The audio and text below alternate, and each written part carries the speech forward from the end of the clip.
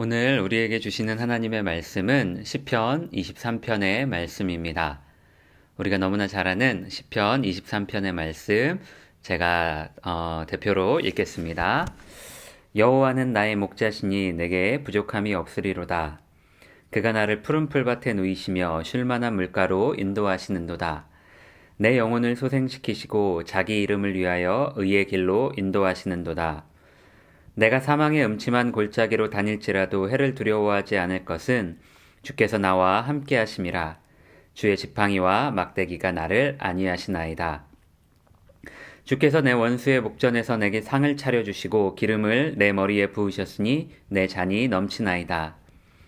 내 평생의 선하심과 인자하심이 반드시 나를 따르리니 내가 여호와의 집에 영원히 살리로다. 아멘. 여러분 잘 쉬었나요? 어제 많이 힘들었을 텐데, 청년부 사역하면서 아침에 제가 이렇게 수련회 때 말씀을 이렇게 영상으로 하는 건 또 처음인 것 같습니다.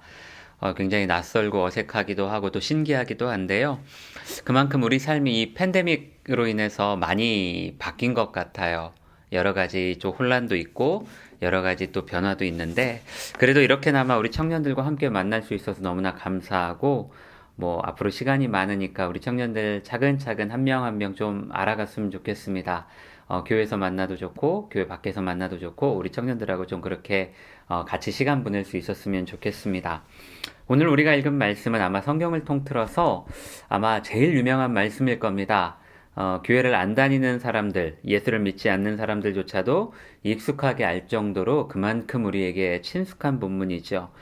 어렵고 힘든 터널을 지나고 있는 사람들에게 큰 위로가 되고 정서적인 안정을 주는 그런 본문입니다.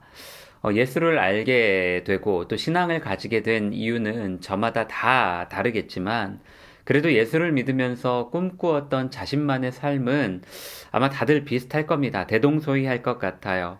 여러분은 왜 예수를 믿는 건가요?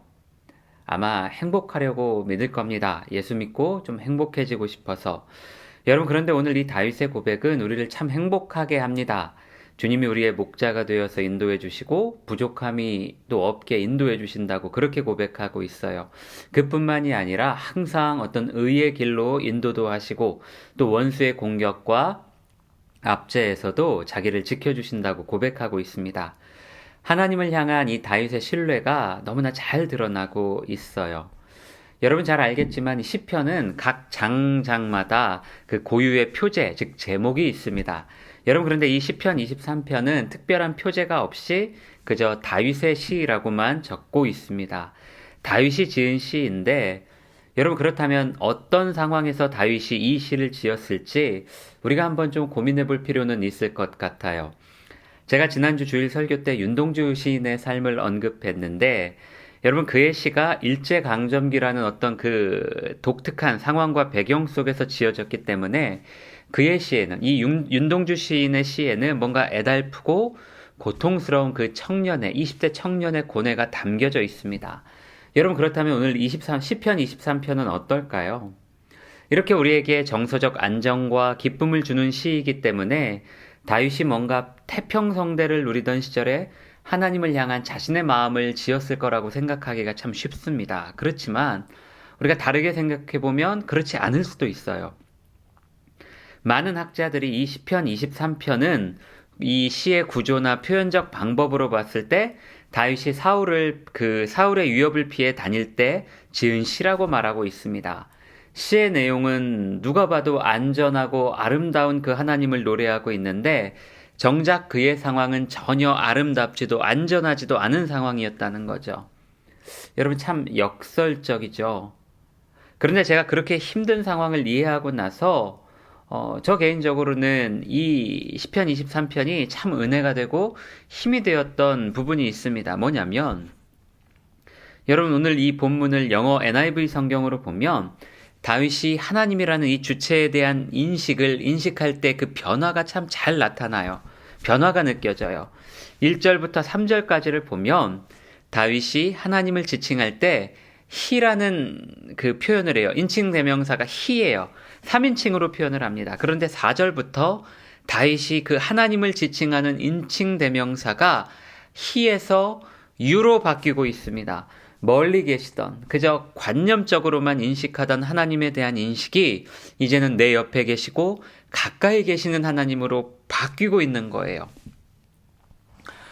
고통과 어려움이 때로는 사람의 눈을 어둡게 하고 마음을 강팍하게 하기도 합니다.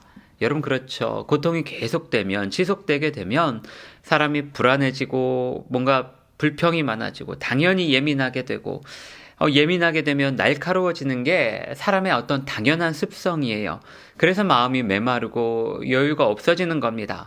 그래서 예전 같으면 그냥 넘어갈 수 있는 부분도 좀 예민하게 반응하게 되는 거죠. 여러분 그런데 다윗은 고통 속에서 하나님에 대한 인식의 변화가 생겼어요. 하나님을 더 가까이 보게 되는 은혜를 누리게 된 거죠.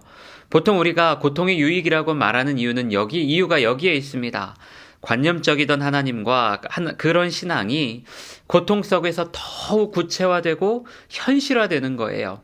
다만 다른 사람이 나를 향해서 나한테 야 고통이 유익이야 이렇게 말하면 좀 짜증이 나죠.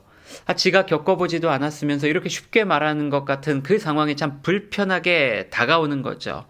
여러분 그래서 우리가 어려운 상황을 만날 때 하나님이 잘 안 계시는 것 같은 그런 상황을 만날 때 더욱 자기 내면에 집중하고 자기 마음을 들여다보면서 그 마음의 안정을 찾으려고 노력해야 되는 겁니다.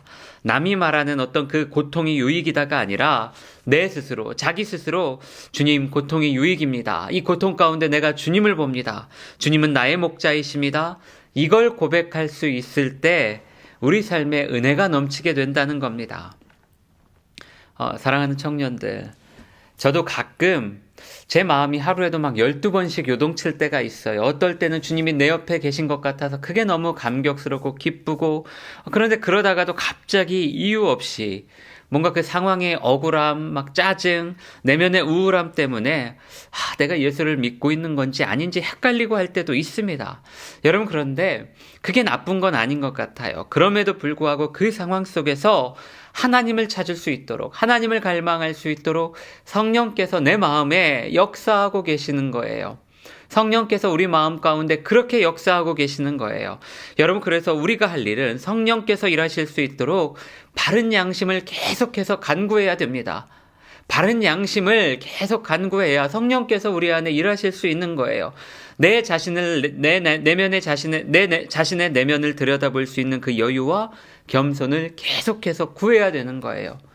여러분 그것이 바로 성령께서 하시는 일입니다. 오늘 이 아침에 욥의 고백으로 나눔을 좀 마무리하려고 합니다. 내가 주께 대하여 귀로 듣기만 하였사오나 이제는 눈으로 주를 배움나이다. 우리 삶을 감히 욥과 비교할 수는 없겠지만 욥이 그 긴 터널을 지나 하나님을 향해 고백했던 그 자신만의 그 고백을 이제는 저와 우리 청년들도 좀 할 수 있었으면 좋겠습니다. 사랑하는 우리 청년들의 오늘 이 하루의 삶을 진심으로 기도하고 축복합니다. 우리 이따 전체 특강 시간에 오후 3시에 있는 전체 특강 시간에 꼭 만났으면 좋겠습니다. 오늘 다들 화이팅입니다. 이따 만나요.